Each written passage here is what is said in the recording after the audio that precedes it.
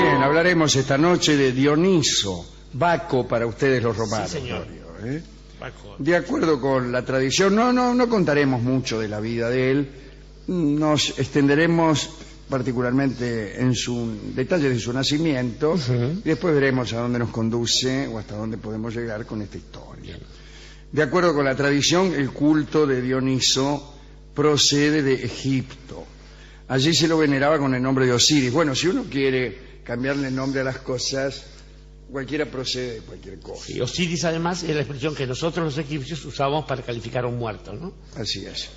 En Egipto, cuando uno dice Osiris Akenatón, quiere decir el finado Akenatón. Bueno. Amenofis IV, che.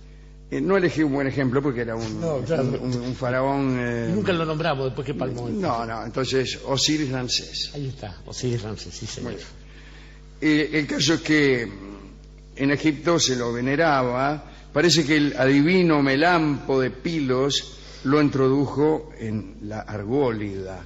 De acuerdo con Robert Graves, el mito sobre el origen de Dioniso tiene elementos prestados de procedencia hitita, se refiere al comienzo del culto al vino. Bueno, en fin, todos tenemos elementos prestados, pero no necesariamente los hititas, pero prestados por alguien, ¿no? El nombre Baco, con que se lo nombra en Roma, parece que viene del nombre que le daban los griegos a la euforia resultante de la embriaguez, la bajeia. Y ahí viene Baco, como luego fue llamado por los romanos. Otros nombres que se le han dado a este mismo dios son Eirafiotes, que quiere decir cosido al muslo, ya veremos por qué. Todo el mundo que sabe, todos nosotros sabemos griegos, de manera que al decir Eirafiotes, inmediatamente traducimos cosido al muslo. Bueno, hagamos algunas consideraciones de índole mitográfica más bien. Las principales fuentes concuerdan en que el padre de Dioniso era Zeus, el príncipe de los dioses, pero son mencionadas varias como posibles madres. Sémele, la más popular, pero también Perséfone, Iris, Dione, Demeter, Selene, etc. De entre las varias versiones, la más frecuente establece como madre de Dioniso a Sémele, que era hija de la diosa Armonía y de Cadmo, príncipe fenicio y rey fundador de Tebas, ¿no? De acuerdo con esta versión, Sémele era una sacerdotisa de Zeus, laburaba de sacerdotisa. Muy bien, una vez Sémele se metió en las aguas del río Asopo. ¿Para qué?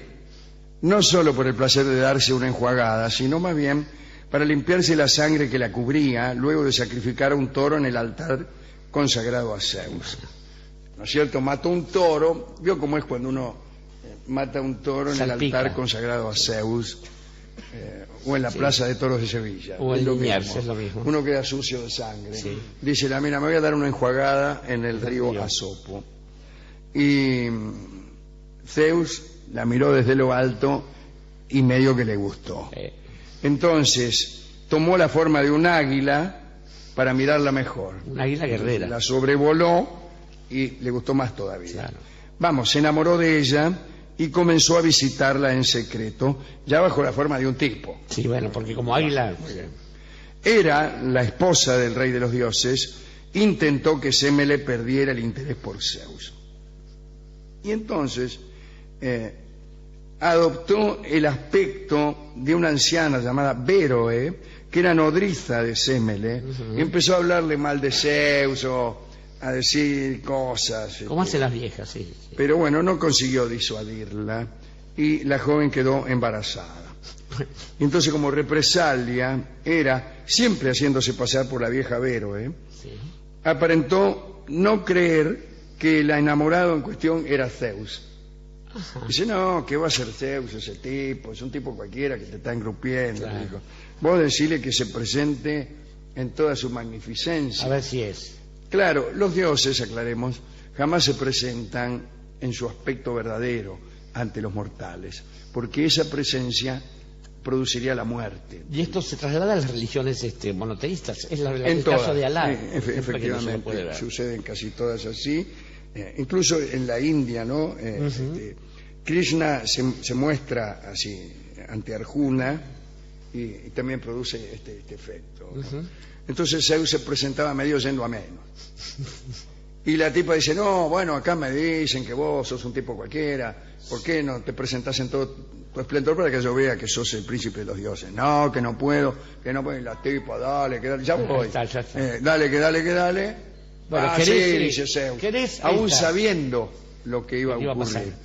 Y bueno, esta cosa mezcla de una evidente luminosidad, de unos rayos, de cosas visibles y tangibles, pero también me imagino yo que la presencia divina causará alguna clase de lucidez o de revelación, que es también causa eficiente de la muerte de quienes asisten a esta clase de presentación. Quien ve eso no vuelve a ver, quien sabe eso no vuelve a saber. El caso es porque la verdad mata. Del mismo modo. Bien. El caso es que Semele se murió como corresponde. De hecho. Y claro, estaba embarazada. Entonces Zeus rescató a Dioniso, que estaba recién en el 6º mes de gestación, y para que siguiera la misma, lo cosió a su muslo. Discúlpeme. Irafiote, viejo.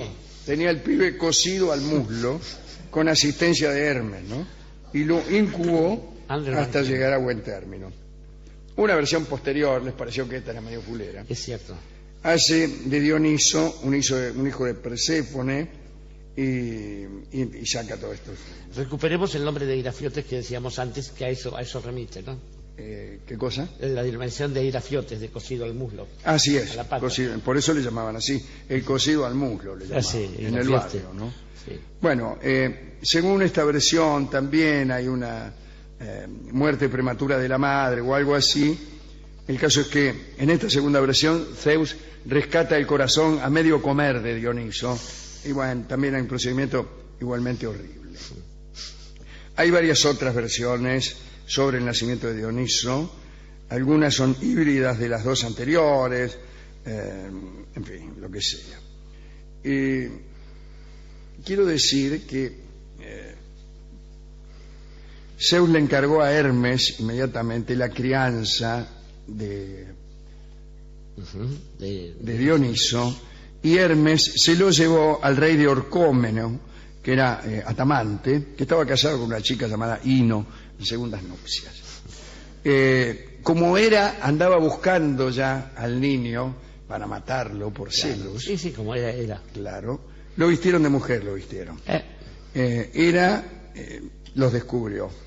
Entonces salieron rajando y Zeus lo llevó a Nisa, un lugar que no se sabe bien dónde estaba, forman parte de lo que podríamos llamar geografía fantástica, ¿no? Allí, para mayor seguridad, lo transformaron en cabrito. Usted vio que cuando uno lo transforman en cabrito, cuando es grande deviene en lo que suele llamarse un cabrón. Pero bueno, ahí supongo escapó de los celos de Hera por un tiempo. Adulto ya descubrió la vid, y lo que es mejor, descubrió el fruto de la vid, que es la uva, y cómo usarla, etcétera, etcétera. Hera entonces lo enloqueció, y loco anduvo errante por Frigia, por Egipto, por Siria, por Tracia, hasta que al final resolvió conquistar a la India, para lo cual formó un ejército, pero también llevó elementos de magia inherentes a su divinidad. De este modo conquistó la India. Allí se originó el cortejo que acompaña siempre a Dioniso, que es un carro con panteras, tirado por panteras, como el que alguna vez hizo Alejandro. Bueno, al que rodean una serie de silenos, bacantes y algunas divinidades menores, como por ejemplo nuestro querido amigo Príapo. Sí, señor. De este modo se presentó Dioniso, aunque no se dice, en la orgía del fin del mundo, de ese libro del que algunos hablan. En Tebas ya de vuelta, introdujo las bacanales, que eran unos festines rituales en donde la gente se entregaba a toda clase de desenfrenos. Sí. El rey Peneo de Tebas se opuso al rito, un poco escandalizado. Dioniso lo enloqueció. También enloqueció a muchas personas, entre ellas las famosas hijas del rey Preto, de las que hablábamos el otro día, sí, aquellas que en su locura se creían vacas y entonces andaban por toda la Hélade mugiendo, comiendo pasto y rumiando. Bien. Dejándose, claro. Fue también Melampo el que las curó de aquella desagradable locura. Se le ocurrió viajar a Naxos y se metió en un bote donde los marineros resultaron ser piratas y lo atacaron para afanarlo. Claro. Entonces Dioniso los enloqueció. En su locura los piratas se arrojaron al mar y ya estaban por ahogarse cuando vaya a saber quién los convirtió en delfines. Y ese es el origen verdadero de los delfines. Y la razón por la que siguen a los barcos. Exactamente, y la razón por la cual tienen cierto cariño por el género humano, porque en algún momento pertenecieron a él. Bueno, Darwin estaría un poco escandalizado, sí, pero así fueron las cosas. Flipper también. Y casi sobre el final de estas giras que estamos mencionando, casi de un modo telegráfico, fue al infierno. Fue en busca de su madre, la ya citada Perséfone. No Perséfone. En este caso estamos siguiendo la versión que hace Seleme, el madre de su madre. Pero ya que fue, podía encontrar la otra también. Habló con la sombra de su madre, que estaba ahí en el infierno, y habló también con el príncipe del infierno, el señor Hades. Empezó a negociar, ¿por qué no dejas salir un rato a mi madre? Que bueno, dice, tenés que darme tu bien más preciado. Y Dioniso, con toda sinceridad, le dio una rama de su árbol preferido, que era el mirto, que no sé qué clase de árbol será. Las fiestas de Dioniso pasaron a Roma, donde se lo llamó Baco, y allí se encontró en muchas regiones con personas muy montaraces, muy proclives al desenfreno y al exceso. Sí, rústicos y de manera tal que aquello era una cosa tan maligna para algunos espíritus que el Senado romano prohibió las bacanales en el año 186 antes de Cristo, es decir, durante la República. Claro, el momento más... Tempranamente, durante la República ya el Senado romano prohibió las bacanales. Esto es lo que tengo que decir acerca de nuestro querido amigo Dioniso, que ahí anda cada tanto presentándose, si es bien convocado, si es convocado de acuerdo al protocolo, en orgías, en festicholas y en lugares donde la lujuria alcanza su verdadera dimensión. Es una dimensión en última instancia espiritual, ya que la lujuria aparece después de transponer algunos estados de conciencia. Justamente, como Huxley nos lo enseñó alguna vez, pero a la manera de algunas personas, Aldous Huxley en esto, el general Perón en otras, Baco también se caracteriza por aquellos oponentes, que digamos que no es tan bueno por lo que hizo, sino por las cosas que proponen los contreras, como Apolo. Lo dionisíaco es opuesto al apolíneo. Cuando el deber y el rigor, la masculinidad, el sol, lo claro, empiezan a fastidiarlo al hombre, el hombre sabe que hay una opción, que es la noche, que es la clandestinidad, el desenfreno, el deseo, vamos. Y esta es la primera. Estaba pensando en alguien que disputa derechos de autor a Dionisos, que es un muchacho llamado Noé. No Noé como Noemí, sino Noé, que alguna vez se subió a un barco, metió unos bichos ahí, cuando terminó de llover, salió del barco y, probó los efectos de esa misma planta que había encontrado Dionisos, fabricó ese mismo licor y se puso a bailar desnuda delante de los pibes. Así es. Y fue condenado. Es mejor, me parece, esa fábula. Sí, ¿no es cierto que sí? Sí, es mucho mejor, es mucho mejor. Hay también algunos adornos y algunas rimas con las actitudes del mono, del cerdo. Sí, señor, ante el baile. Que adornan la fábula de la ebriedad de Noé. En cualquier caso, da la impresión de que aquel que crea algo siempre termina siendo víctima de los émulos que se exceden en esto. Ni Noé ni Dioniso se inventaron los pecados que genera el vino después. Ahora, después de Noé y después de Baco incluso, vinieron nuestros amigos latinos que tienen, pese a la condena de la borrachera, una frase que reivindica esto, y es in vino veritas. En el vino está la verdad. Sí. Parece que para decir la verdad hay que beber. No creo que sea necesario, No, pero... no, yo no he visto borrachos veraces con Sí, mucha no, frecuencia. exactamente. En todo caso, la mentira cabe tanto en la ebriedad como en la sobriedad. Y el problema es de aquellos que piden disculpas por una cosa o por la otra. Digo, el vino sirve para cualquier cosa, queridos amigos, menos para vestirse y ponérselo delante cuando uno hizo alguna macana.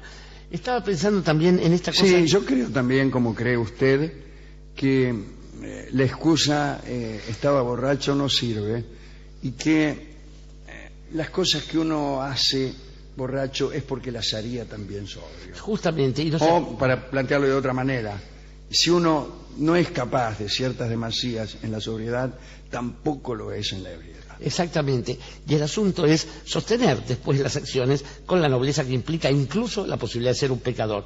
Creo que esto lo entiende un poco el Cristo cuando también permite que a través de ese licor que simboliza otra cosa, uno pueda purificarse en el sacrificio de la misa para los que crean en ese tipo de ritual. Y también me acordaba de otro amigo, Macbeth, que cuando llega a la primera fortaleza donde se va a convertir en asesino, hay un criado que habla del vino y dice, ese licor que te hace imaginar cosas que después te impide concretar. No está mal, divierte un poco. Muy y digo bueno. que hacer mitología de todo eso está bien para la literatura, está bien para el amor, está bien para el festejo. Todo lo demás, allí cuando se vuelve excusa o recuerdo melancólico, no es otra cosa que el vino triste. Y el vino triste es el tango que va a cantar ahora mismo Hugo del Carril.